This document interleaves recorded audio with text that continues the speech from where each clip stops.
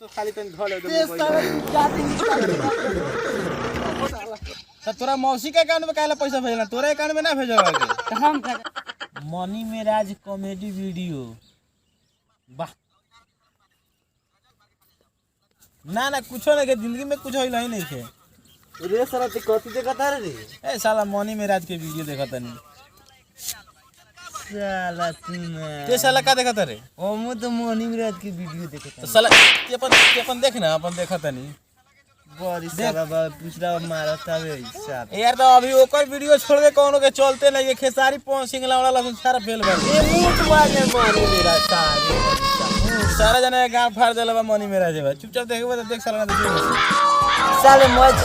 अब मुंह में धरा ए साला काला काला करता रे देखे ना दे साहब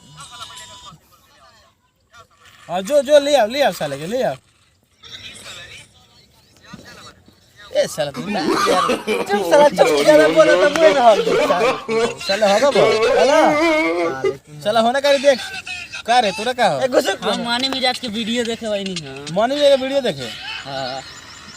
एगो हई साला वो सब माथा खा गल मनी में कइले बाटे मनी में लड़के देखबा मनी में राज हम देखत हम देख ले दा बाजा बाजता का रे साला तोरा घरे मोबाइल रखौ का रे आइले मोबाइल वीडियो देख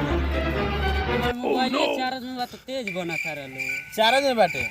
तो ना पापा से कौन तो पापा का विदेश का मानो तो भेजेला पैसा कम मोबाइल किने वाले दोसर पापा उ मौसी के अकाउंट में पैसा डाल देला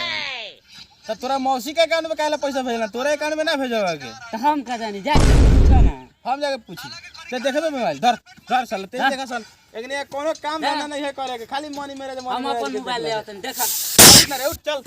बाबा साला बारे मुंह में शरबत बना के पिया दे नो